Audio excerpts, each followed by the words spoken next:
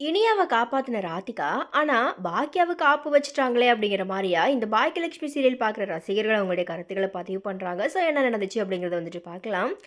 அதுல இனியா பப்புக்கு போன இடத்துல ஏற்பட்ட பிரச்சனையால போலீஸ் வந்து அவங்கள கைது பண்ணி வீட்டுக்கு கூட்டிட்டு போக முயற்சி பண்ணப்போ, அங்க ராதிகா வந்து இனியாவ காப்பாத்துறாங்க. ஆனா பாக்கியாவுக்கு பார்த்தீங்கன்னா, பயங்கரமான ஒரு ஆப்பு ஒண்ணே வச்சிருக்கிறாங்க. ஸோ இத பத்தி பார்க்கலாம்.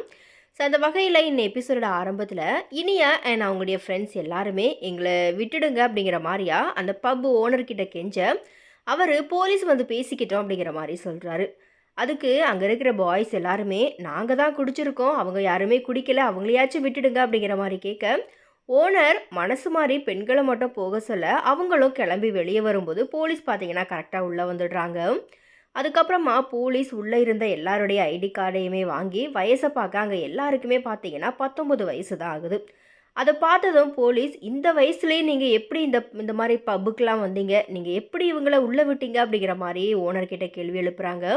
அதோட நீங்கள் இங்கே வந்தது உங்கள் வீட்டுக்கு தெரியுமா அப்படிங்கிற மாதிரி கேட்க எல்லாருமே தெரியாது அப்படிங்கிற மாதிரி சொல்ல, படித்து பெரிய ஆளாக வர்றதை விட்டுட்டு இப்படி பப்பு பார்க்கு அப்படிங்கிற மாதிரியா சுற்றிக்கிட்டு இருக்கீங்க, உங்களை மாதிரி உள்ளவங்களால தான் ரோட்டில் நிறைய ஆக்சிடெண்ட்டே ஆகுது அப்படிங்கிற மாதிரி போலீஸ் பார்த்தீங்கன்னா அங்கே இருக்கிற எல்லாரையுமே திட்டி உங்களெல்லாம் ஜெயிலில் போட்டால் மட்டும்தான் உங்களுக்கு புத்தி வரும், உங்களை வெளியே அனுப்பிட்டு வீட்டில் சந்தோஷமாக இருக்கிற இந்த பேரண்ட்ஸுக்கும் அப்போ தான் புத்தி வரும் அப்படிங்கிற மாதிரியே அதிர்ச்சி கொடுக்க, தெரியாமல் பண்ணிட்டோம், எங்களை விட்டுடுங்க, எங்களை மன்னிச்சிருங்க அப்படிங்கிற மாதிரி எல்லாருமே மன்னிப்பு கேட்குறாங்க. செழியன் அந்த நேரத்தில் இனியாவுக்கு கால் பண்ண, இனியா என்னோட அண்ணன்கிட்ட பேசிக்கிட்டோமா அப்படிங்கிற மாதிரியா சொல்ல, அதுக்கு அந்த லேடி போலீஸ் அதெல்லாம் முடியாது, ஸ்டேஷனுக்கு வந்து எல்லாருக்கிட்டேயும் பேசலாம் வா அப்படிங்கிற மாதிரியா ஜீப்பில் ஏற சொல்ல, அந்த நேரத்தில் ஜீப் இல்லாததுனால ஜீப்புக்காக பப்பு வாசலில் எல்லாருமே வெயிட் பண்ணிகிட்டு இருக்கும்போது அங்கே தன்னோட தோழியோட வந்த ராதிகா பார்த்தீங்கன்னா இதை பார்த்து பயங்கரமாக ஷாக் ஆகி நிற்கிறாங்க. அதுக்கப்புறமா போலீஸ்கிட்ட என்ன ஆச்சு அப்படிங்கிற மாதிரி, என்ன பிரச்சனை அப்படிங்கிற மாதிரி கேட்க, இனியா நடந்த விஷயத்த சொல்லி எங்களை காப்பாத்துங்க அப்படிங்கிற மாதிரி கெஞ்சுறாங்க. ராதிகா போலீஸ்கிட்ட இனியாவுக்காக பேச இனியாவோட தோழிகளுமே எங்களை விட்டுடுங்க அப்படிங்கிற மாதிரியா சொல்லி கெஞ்சுறாங்க.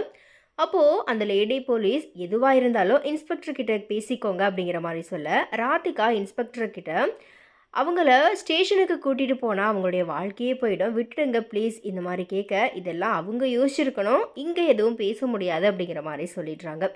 உடனே ராதிகா தன்னுடைய அண்ணன் மூலியமாக டிஎஸ்பி கிட்ட பேசினதுனால அவர் இன்ஸ்பெக்டர் கிட்ட பேசி இனியாவையும் அவருடைய தோழிகளையும் வெளியே கூட்டிகிட்டு வராங்க.